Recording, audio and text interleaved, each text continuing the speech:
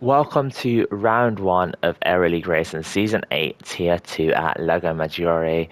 This is probably the closest and most competitive Tier 2 grid we've ever had in Aero League Racing. And I'm going to be commentating this for you as a post commentary because unfortunately our commentator for Tier 2 has just pulled out and ghosted us at the last minute. So this is going to have to do for this round one, as I said, at Lago Maggiore. In terms of the grid, we had CMP23 on pole in the Porsche. He was followed by Chrissy, his teammate, who actually came third place in Tier 2 last season, I believe.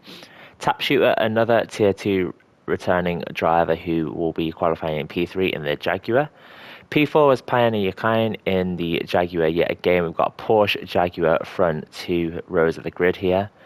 TCR Andy Winters is in P5 in the Aston Martin, followed by Smells of Funk in the McLaren.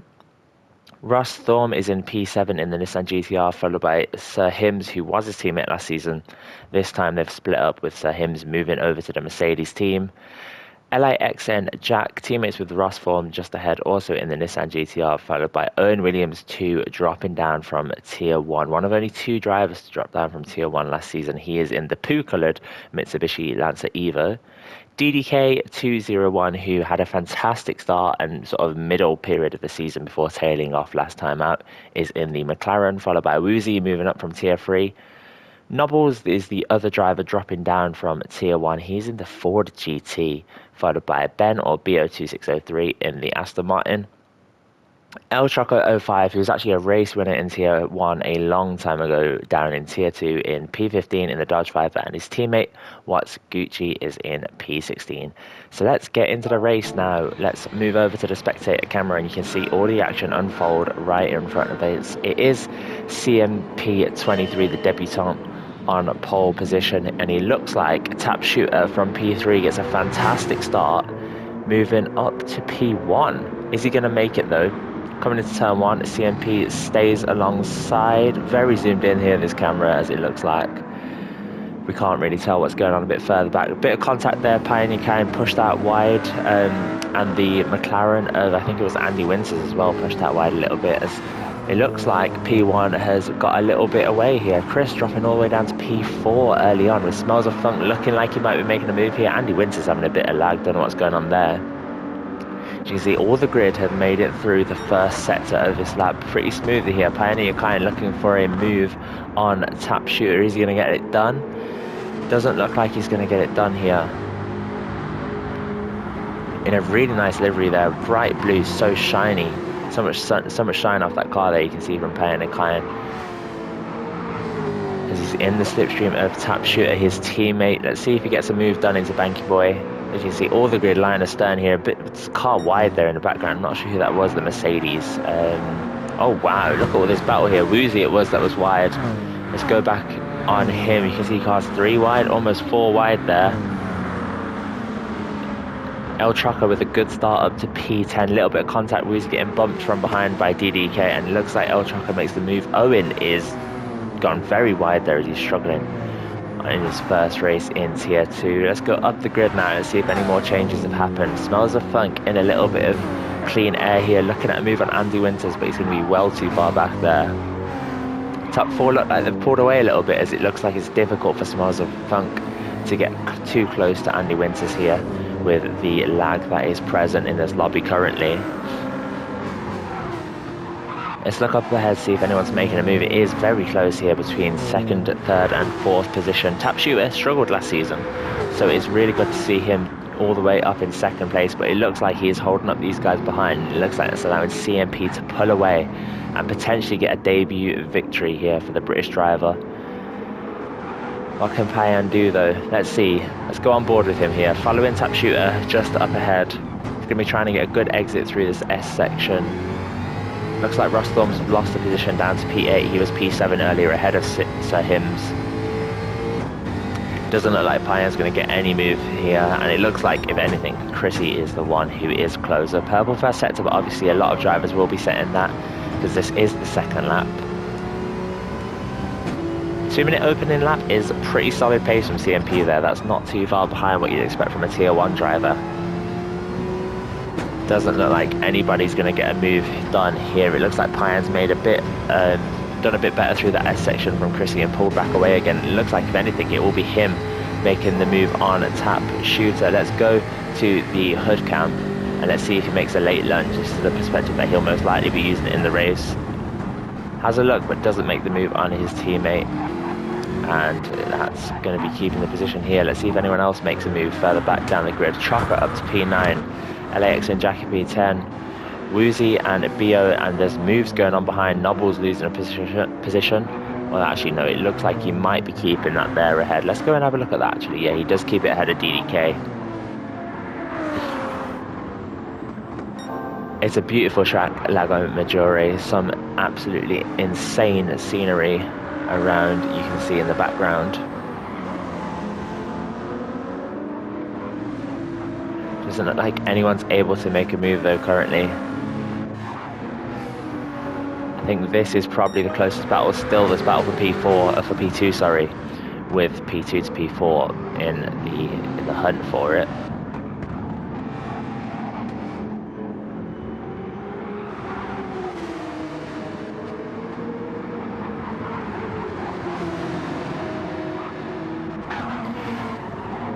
Chrissy obviously had the unfortunate circumstance last season of overtaking his teammate at the final corner of the Spa finale, which led to, it actually cost his teammate the championship title. So it'll be interesting to see if he'll be involved in that championship battle once again, and if he will manage to learn from his lesson and help his teammate get the job done. Let's see, Payan on tap shooter, looking for a little switch back here through the S's, trying to get a better exit. But it looks like he's going to have to tuck it behind, and the dirty air seems to be affecting him here as he goes pretty wide. These three still bumper to bumper, probably about a second separating all three cars. It looks like CMP's got a 2 or 3 second lead now. After just 2.5 laps, come over the crest, uphill braking zone into Banky Boy. Chrissy looking down the inside, tap shooter makes a mistake, and there's contact between Payan and Chrissy, and they both get the move done. Payan now side by side with Chrissy. Can he hold on? It's now Chrissy's turn to have the inside, and it looks like there's a little bit of contact there, but that is really hard to avoid contact in that corner. It's probably the fastest corner on track, and that shuts Payan down to P4. TC Andy Winters will be just behind him, and we're going to get off Andy's perspective because that is dreadful viewing. And now, yeah, there's more battling going on ahead here. Trocker in the Dodge Viper, a really, really nice all-round car, is under pressure from LAX and Jack. I think Jack had a solid season last time out, coming sort of around P6 or P7 in Tier 2, but it was a very hotly contested championship, especially in the midfield in Tier 2. I think only 2 points separated P1 and P2 as well, so let's see if something similar will happen this time round. Trocker gets the moves done as LAX and Jack makes a mistake, and Payan is in the grass. What's happened to him there? Let's go take a look at Payan quickly and see what happened to him. That was actually where we wanted to be. So he gets punted from behind, he recovers, and then he just gets too early on the throttle, and he gets himself some damage, and that's going to drop him all the way down to P, what, 8, 9, 10, maybe even 12. Oh my god, more chaos there, just as I switched off him. Let's see what happens here. So he loses the rear, trying to get far too early on the power, and just completely lights up the rears, obviously. And then it's a bit of a dangerous rejoin here from Payan, just into the path of BO, and oh, that is chaos. That is chaos. Fortunately though, it didn't seem like it affected too many of these drivers' races. Jack and DDK going side by side here. And let's see who gets the run down to turn, what would it be, turn 5 or so, into the second sector. Really difficult corner to get right this one, and you really want to maximise your exit, but you can gain so much from sort of making a late dive down at the inside. Looks like one driver's just sandbagging way back at the back of the grid, trying to get that pole position for the feature race. Let's see if that strategy will work out for them. It's a bit of a scummy tactic, some people might say, but you know, if you can maximise your points, you get the same amount of points for P11 as P16 in a sprint race, so you might as well sit back there if you're not going to be able to get a good result. Let's move up the grid a little bit. Andy Winters in P4, moving up from tier 3. He had a fantastic season last time out where he improved gradually throughout the season, and he's now in P4 in tier 2. He'll be loving his debut in tier 2. Smells of Funk in P5, followed by Sir Hims in P6, 2 returning drivers. Rustorm in P7, looks like he's losing a bit of time up ahead. Definitely looks like he could have taken a bit more speed in that section. El Chopper up to P8. It's been a really good race from him. He is on the mediums as well, so he'll be looking to come good towards the end of this race. And actually, no, it looks like most of the drivers are on the mediums. Apart from Tap Shooter, he might be dropping off a little bit. The front 3 all on softs. DDK here right on the back of BO2603. There's another battle going on right behind it. It'd be nice if we could see the battle that we're trying to watch. DDK makes the move there. BO looking for the switchback. 2 wide further back as well between Woozy and LAX and Jack. And actually Owen Williams as well, it looks like in the Poo Evo. Sorry, not Subaru, it just looks like a Subaru. BO looking for a switchback on DDK. Go on board with him, and it looks like he's got the move. No, he hasn't. DDK with a beautiful defensive move there, somehow managing to keep BO behind. It looked like BO had a really nice switchback there, but obviously just wasn't able to get on the power as quickly as the McLaren driver.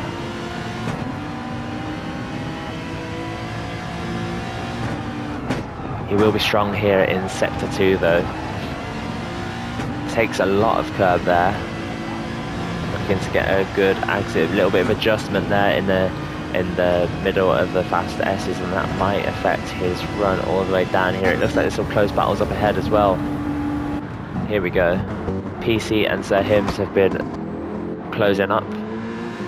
It's a really nice livery on Sir Hims' car. Really simple, but it really does sort of augment that Mercedes. Both drivers on the medium compound, and I believe both have finished on the podium last season as well.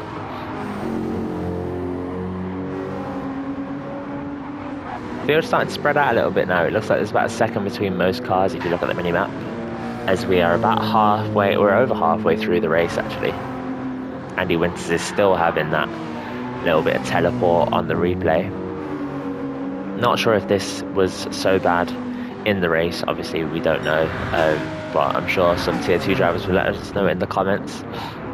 Obviously we are on the replay, and sometimes it does make some of the lag that you see in races seem a lot worse. It looks like PC's just been caught sleeping there, made a little mistake, gone deep, and Sir Hims is looking to capitalise now, right on the back of the McLaren driver. Let's see what he can do. As he misses an apex, that might cost him his opportunity here. He's going to lose a bit of time. Smells of Funk there. And all of a sudden he's back over half a second behind, it seems.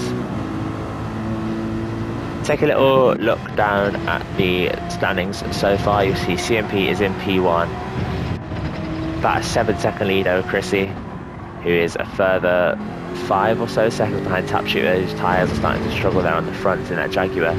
Car that's really known for its solid tyre wear as well, but he does look like he will be struggling towards the end of the race.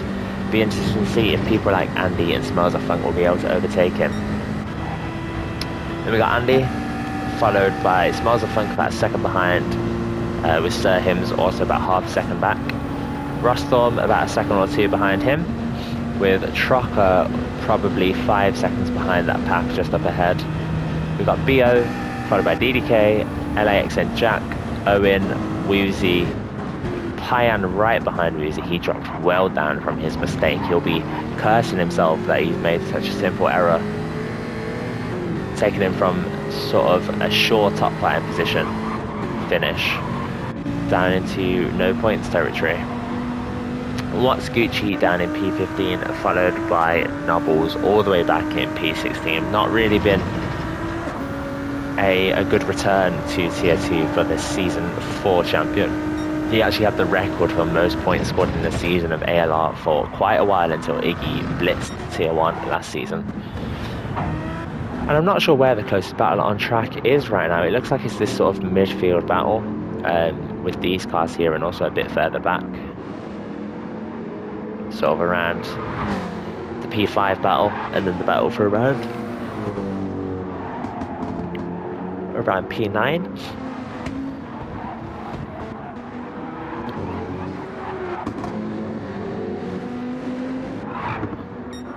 I think whilst we are sort of watching this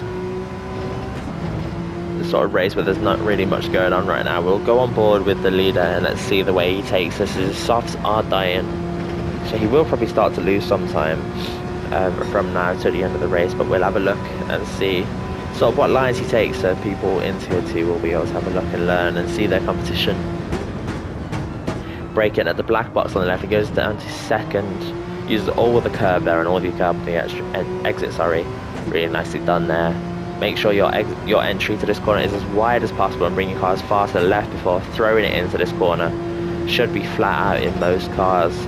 Braking somewhere after the marshal's box, around the 50 meter board almost. Could have taken a bit more curb on entry there, but it's just all about sort of maximizing your exit down here and sort of saving the tires probably at this point as well. You can brake super late down here after the 50 meter board, almost at the end of the curve in fact. Down to third gear, and yeah, probably could have took a little bit more speed on the apex there.